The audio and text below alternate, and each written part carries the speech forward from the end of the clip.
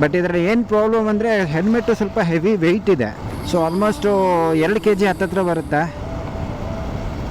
So helmet ಒಂದು ಸ್ವಲ್ಪ ವೆಯ್ಟ್ನ carry ಮಾಡಬೇಕಾಗ್ತದೆ ತಲೆ ಮೇಲೆ. ಗೈಸ್ ಫೈನಲಿ ತೊಗೊಂಡಿರೋ ಹೆಲ್ಮೆಟ್ನ ರಿವ್ಯೂ ಮಾಡೋ ಟೈಮ್ ಬಂದಿದೆ.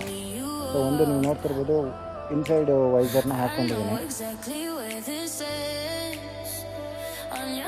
ಇನ್ನೊಂದು ಅದು ಹೋಗ್ತಾ ಹೋಗ್ತಾ ಕೂಡ ಇದನ್ನು ಹಾಕಿ ನೋಡ್ತೀನಿ, ಇದು ಯಾವ ಥರ ಬರುತ್ತೆ, ಇದು ಯಾವ ಥರ ಕ್ಲಾರಿಟಿ ಕೊಡುತ್ತೆ, ಇದು ಯಾವ ಥರ ಕ್ಲಾರಿಟಿ ಕೊಡುತ್ತೆ ಅನ್ನೋದನ್ನ ಮುಂದೆ ಹೋಗ್ತಾ ನೋಡೋಣ ಅಂತ. ಲಿಟ್ಟಲ್ಲಿ ನಾನು ಹೇಳ್ತಿದ್ದೀನಿ, ಇದು ಹಾಕ್ಕೊಂಡು ಓಡಿಸ್ತಿರೋ ಫೀಲು ಯಾವ ನೆಕ್ಸ್ಟ್ ಲೆವೆಲ್ ಆಗಿದೆ.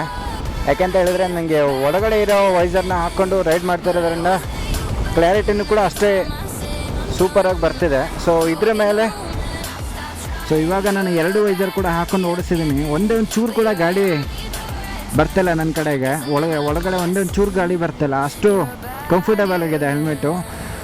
ಆ್ಯಂಡ್ ಪರ್ಫಾರ್ಮೆನ್ಸು ಗ್ರೇಟ್ ಆಗಿದೆ, ಸೇಫ್ಟಿ ಕಂಫರ್ಟಬಲ್ ಎಲ್ಲ ಕ್ರೇಜಿ ನೆಕ್ಸ್ಟ್ ಲೆವೆಲ್ ಆಗಿದೆ. ಬಟ್ ಇದರಲ್ಲಿ ಏನು ಪ್ರಾಬ್ಲಮ್ ಅಂದರೆ ಹೆಲ್ಮೆಟ್ಟು ಸ್ವಲ್ಪ ಹೆವಿ ವೆಯ್ಟ್ ಇದೆ. ಸೊ ಆಲ್ಮೋಸ್ಟು 2 kg ಹತ್ತತ್ರ ಬರುತ್ತೆ. ಸೊ ಹೆಲ್ಮೆಟ್ ಒಂದು ಸ್ವಲ್ಪ ವೆಯ್ಟ್ನ ಕ್ಯಾರಿ ಮಾಡಬೇಕಾಗ್ತದೆ ತಲೆ ಮೇಲೆ. ಅದನ್ನು ಬಿಟ್ಟರೆ ಇನ್ನು ಸೇಫ್ಟಿ ಆಗಲಿ, ಹೆಲ್ಮೆಟು ಪರ್ಫಾರ್ಮೆನ್ಸ್ ಆಗಲಿ crazy next level. You can definitely buy this helmet ನನ್ನ ಕಡೆಯಿಂದ ಹೇಳೋದಾದರೆ.